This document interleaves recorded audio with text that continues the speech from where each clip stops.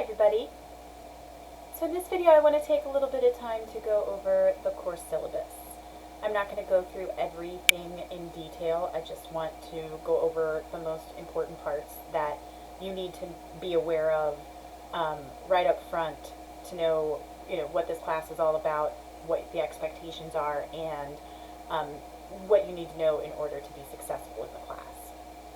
So remember, you can access the syllabus as a PDF up under the Getting Started section, but also here in this little section with this video, you'll see a link to the syllabus in a Word document if you would prefer to view it that way. And you can pull it up in that Word document and kind of look at that while you're listening to this video, or you can pause the video and go through sections of the syllabus as I'm discussing them, whatever works best for you. I would suggest that you read over the whole syllabus on your own at some point, in addition to looking at the elements that I'm going to discuss here in this video. When you first look at the syllabus, obviously you have your typical information up at the top. What you need to be aware of there is that this is a 4-credit-hour course, which means that it is 40 lecture hours spread out over those 10 weeks. If we were on campus, that would mean 4 hours in class each week. And then there is an additional 20 hours of outside work spread over those 10 weeks. So that would be 2 additional hours of outside work. So you would normally do, when you're taking a class on campus, you would do 4 hours in the classroom each week, and then you'd have roughly 2 hours of homework. This is an online course, so you're having to do the 4 hours of in-class work and the 2 hours of additional outside work all on your own some point throughout the week, whatever works best for your schedule.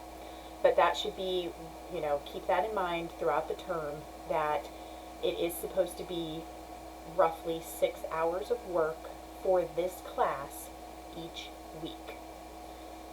That work might be going through PowerPoints, watching video lessons, looking at handouts, and then working on the assignments. All of that combined should be roughly 6 hours each week. The other important information that's there at the top of the syllabus is my contact information. You can also find that information under the Meet Your Instructor section of the Getting Started area. But here on the syllabus, you also have access to my email and my cell phone number. The textbook for the course, you'll want to make sure you get, it's going to look backwards to you, so I apologize for that, but it looks like this. It is English Skills with Readings, the 9th edition, and the textbook definitely comes in handy for the course. So if you can get access to it, I encourage you to do so. The course itself is a composition course, English 1. We're working on basic composition skills here. So if you look at the course objectives there on the first page of the syllabus, there's only 4. We are supposed to learn how to recognize and correct grammar and mechanical errors. We're supposed to learn how to write more fluently, authentically, and academically. And we're supposed to be able to work through all the stages of the writing process and learn any sort of need-to-know concepts for effective writing in the workplace. So this is not a composition class that is going to consist of a lot of essay writing. It's not going to involve any kind of research or APA format or anything like that. We are focusing on basic fundamental composition skills. So we're going to be starting with paragraphs. We will work our way up to an essay, but it will be a very basic 5-paragraph essay. And that's sort of what we work towards, and that's what the course ends with. But along the way, we're looking at making sure we fully understand the basics of writing just effective paragraphs. Short paragraphs, longer paragraphs, just whatever the case may be, just solid paragraphs. So keep that in mind as we start working throughout the term. The next thing you'll want to pay attention to is the grading scale there on the first page. Just keep in mind that you need a 70% or higher in order to pass the course. A 69% or lower will receive a failing grade. How those grades are distributed is in the next little section under that, where it tells you what the categories are for your grades and how much each category is worth. So we have our weekly discussions. There will be a discussion every week for weeks 1 through 9. You will not have one in the final week of the term. Those discussions are worth 15% of your overall grade. So keep that in mind. It's 15% of your overall grade, and there's only 9 of them. So missing too many of those will definitely impact your overall grade. It could be the difference between a letter grade sometimes if you miss too many. So please try to do your best to make sure you post to those discussions every week and respond to 2 classmates every week. The next category is exercises and assignments. These are like the basic assignments that you'll get every week. You usually have, 1 or 2 that fall under this category each week. Those are worth 20% of your overall grade. The nice thing about them is that they're graded based on effort. The next category is the biggest category, and those are the writing assignments, the formal writing assignments. And the 2 that go under this category are 2 paragraphs that you will write midway through the term. Now, again, each one is 1 single paragraph. So that means it's got to be a really good paragraph, because you will be graded with a rubric. It will be formally graded. So those 2 paragraphs, those 2 formal pieces, those make up 40% of your overall grade. So you need to do well on those. The good news is you'll be given a chance to revise if needed. And then the last category of your grade comes from the final exam. It's worth 25% of your overall grade, and that final exam will actually be sort of like a final exam essay. You will take one of the 2 paragraphs you wrote for the formal writing assignments, and you will expand on those ideas and write a 5-paragraph essay for it. So you'll already have some of the groundwork laid for you, and then we'll be able to take what we're learning about essays and just write a standard 5-paragraph essay. Obviously that's the final exam, so there won't really be a chance at revision, but we will be working on some things prior to the final to help make sure you're prepared to do well on it. So that's the breakdown of your grades, right? If you have any questions about that, please let me know. Let's see. Next thing, the attendance policy. You have to plan on being present in the class every week. It's an online class, so it's a little different. I discussed this in the section under Getting Started, the tab for attendance and weekly deadlines. You'll be submitting an attendance quiz every week to help make sure that you trigger being present every week of the course. Remember, if you miss more than 20%, which would be 2 weeks, it's not consecutive weeks, it's 20% total. You can only miss that much. If you miss more than 20% of the course, you're at risk for being withdrawn from the class. So please do your best to make sure that you're not forgetting to take that attendance quiz and trigger your attendance to be marked present, even if you need to submit the work late. Don't forget to trigger your attendance. We can come to an agreement on late work, but if you miss attendance, you're marked absent, and that's all there is to it, unless there's extenuating circumstances that you clear with student services and all of that jazz. So just do your best to make sure that you are triggering your attendance every week, and keep in mind that if you miss more than 20%, more than 2 weeks, you are at risk for being withdrawn from the course. Let's see, what are some other, I think you guys can look over the rest of that second page on your own and let me know if you have any questions. Starting on page 3 though, you'll see the course outline, and that just gives you a breakdown of just a very general breakdown of what is being covered each week and what is being assigned each week. There's not a lot of specific details included on this course outline. It's just a general idea of themes and concepts that are being covered and just how many assignments basically each week. But it can serve as a good way to sort of plan out ahead if you need to. If you know you're going to have a couple busy weeks later in the term, or maybe you're going on vacation or whatever, you know, you can use this course outline to see when bigger assignments are coming, and you can, you know, plan accordingly. All of this information is found in the weekly announcements and on the agenda for each weekly module, with much more detailed information included at that point. But this is just a very general idea of what we're covering each week and what kind of assignments are coming your way. Going past the course outline, we get to the instructor policies. So we start off with my respect policy. You know, this is an online course. We're not going to have much interaction. The most is probably going to be on our discussions. But just keep in mind that, you know, we are, you know, we need to be respectful professionals. It's usually not a problem, but I feel like it just needs to be said as a reminder. Okay. My own attendance policy, as far as, you know, being official, I obviously follow the school's attendance policy. But what I want to point out here is that, you know, just remember that your attendance is separate from your grade. Missing too much class can get you withdrawn from the course, so you want to make sure you're taking that attendance quiz every week. But don't feel like if you missed a week or something like that, that you can't do the work from that week you missed. Always do the homework. Always submit it, even if it's late.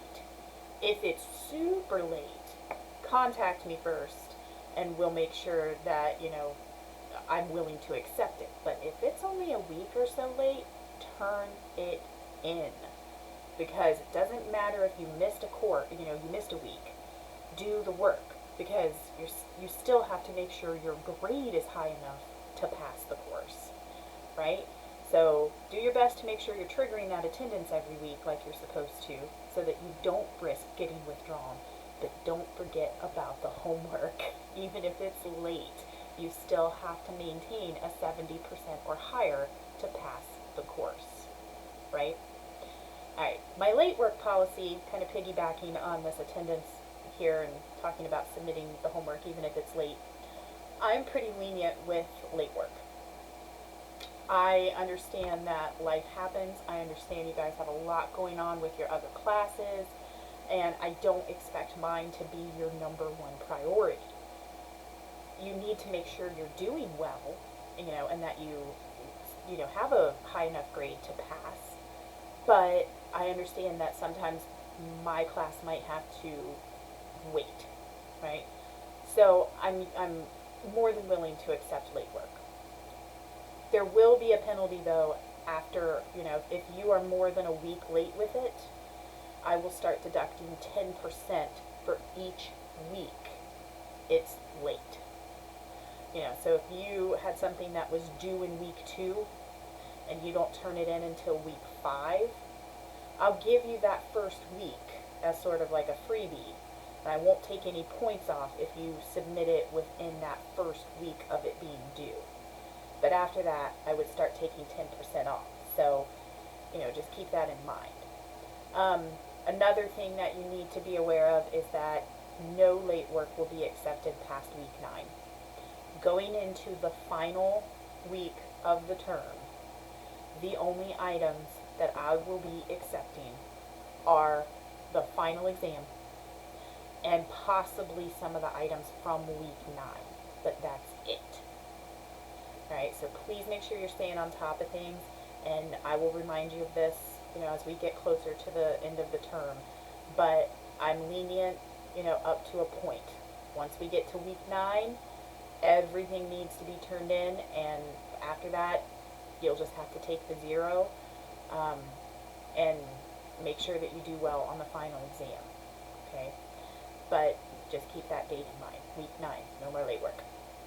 The next item here under my instructor policies is my plagiarism policy. So this is not a research class. So I'm not necessarily talking about the type of plagiarism that happens when you're doing a research paper. But if you're using material from an outside source and you don't give credit to that source, it's plagiarism. Whether it's a research paper or a discussion or a paragraph or an assignment, if it's not your work and you don't give credit to whoever's work it is, that's plagiarism. So, first things first, you should not be submitting the same thing as another student who is currently in this course or who has previously taken this course. Everything you do in this course should be yours. There are no assignments that would require you to use outside information. The topics for your writing assignments, the discussions, everything can be pulled from personal knowledge, personal experience, and I do that on purpose because this isn't a class based on research. We're not going to be learning how to do research properly, how to cite properly. So I can't expect you to use outside sources and give credit to them if I haven't taught you how to do that yet. So I create assignments that don't require any kind of research whatsoever. You should never need to go to the internet and look for something for this course. Everything you need is either in the module materials or already up here in your brain. So you don't need to use any outside sources at all. And if you do, you have to make sure that you are giving credit to that source. I highly suggest that you don't even bother, though. Everything that you do for this class, you can do based on what you already know and what you've already experienced. But just know that if I happen to notice that two students have submitted the exact same assignment, if I notice that you have used information from an outside source in your discussions, in other assignments, in your formal writing paragraphs, in your final exam essay, anything. If I notice that you have used information from a source, especially if you did not give credit to that source, you will receive a 0 and be asked to redo the assignment. If you are ever in doubt, please just don't do whatever it is you're unsure of. Check first. Okay? Alright. The next section of the syllabus, the last section actually, is sort of a closer look at those categories of your grades. So the distribution of your grades. So the discussion forums, remember that was the first one. Those are worth 15% of your overall grade. There will be one every week for weeks 1 through 9. They will open on Monday night. By Thursday night, you need to try your best to post to the discussion and answer the prompt that I've given you. And then between Thursday and Sunday night, you need to respond to 2 classmates. The discussion will then close Sunday night, and at that point, once it's closed, it's closed. I will only reopen them under extenuating circumstances that can be verified. So please do your best to make sure that you are posting and responding to 2 classmates every week between Monday and Sunday. Right? That's when the discussions are open. A lot of your discussions for the first half of the term will relate to those formal writing assignment paragraphs that you're going to be assigned midway through. They can help generate topics for that. Okay? Let's keep that in mind. The next category are the exercises and assignments. Remember though that category is worth 20% of your overall grade. And this would be anything that does not fall under the category of discussion or formal writing. So everything else goes into this category. You'll have a journal that you'll do each week, and then, you know, most weeks there'll be at least one or two other smaller assignments that fall under this category. The good news is that they are graded based on effort. As long as you try, you will get full credit.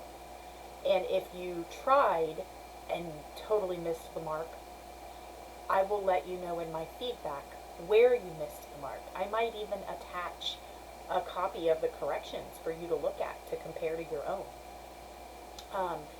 So do your best on them, because that's how you practice the skills that we're learning in order to do your best on the formal writing assignments, where I will be grading it, you know, according to a rubric and taking off points for things that aren't correct. So it's nice that the homework assignments are based on effort, but at the same time, don't just phone it in, because you want to make sure that you're practicing those skills and, you know, learning what you're supposed to learn so that you can do well on those items that are graded formally and worth a larger percentage of your grade. Okay. Some of the assignments will be text submission, where there'll be a box that you just type your response right in. Other assignments, there will be a file attached, a Word document that you'll use to then, as your template, to type in your responses, and then you'll save and upload that Word document to submit as your assignment. If you don't have Microsoft Word, you can use Google Docs. If you have access to, you know, a way to make PDFs, I can accept PDFs. And if you're not sure about Google Docs, I actually have instructions for how to use Google Docs under the Getting Started section. So, you know, just be aware that some of the assignments will require a more formal method of submission, some sort of file. I've given you options. If none of those options are working for you, Google Docs, PDF, you know, what have you, don't just take pictures and upload those, and don't just copy and paste into the comment box. If you are struggling to submit an assignment the way it's supposed to be submitted, please reach out to me first, because I might be able to help you with something, and at the very least then we can at least agree on how you are going to submit it. Okay? It's not easy to grade the photos. I've done it, and I will do it if absolutely necessary, but I would much prefer to try to work with you first to see if there's another way that we can get those assignments turned in. So just be aware, the instructions will tell you every time whether or not it's a regular text submission where you just type in the box, or if it's a file submission where you have to upload. That'll be made clear in the instructions for every single assignment. The next category, remember, were the formal writing assignments. So remember, we're going to write 2 paragraphs. The first is going to be an evaluation paragraph, which is basically like a review. Right? So you can do a restaurant review or a vacation spot review, something like that. And then the second one will be a compare and contrast paragraph. So we will cover both of those types of writing later in the term, and then you will work on a formal paragraph of your own for each type. They are worth 40% of your overall grade. That's pretty significant. They will need to be submitted in Word documents, Google Docs, or PDF. This is the one where there's actually like formatting points associated in the rubric. So you want to make sure you're not losing those points because you're not submitting it the correct way. And again, I'll help you with that if needed. The other good thing about these writing assignments is, even though they are formally graded and they're worth a big portion of your grade, you will be given an opportunity to revise if you are not happy with your original score. You're not required to revise, but the option will be there. So do your best on them, but don't stress yourself out too much, because you will get feedback from me, and you'll have the option to revise it and make it better if you want. But those 2 paragraphs will help you with the final exam. If you remember, I said you're going to take one of those paragraphs, whichever one you want, and expand on it and create a 5-paragraph essay out of it. That final exam will be worth 25% of your overall grade. You'll have a couple of assignments leading up to it to help prepare you for it. So that's how all the grades are broken down. If you have any questions about that or about anything in the syllabus, please let me know. You'll see that the last page is the syllabus acknowledgement receipt. You don't need to worry about that, okay? There will be an assignment in the week 1 module that asks you to acknowledge that you have gone over the syllabus and watched this video. So it's there, you'll see it at the end of the syllabus, but you don't have to do anything with it, okay? Just go to the assignment, and that's how you'll let me know that you've looked over all of this. Alright, so again, if you have any questions, let me know. Otherwise, you guys are free to move on to the next thing.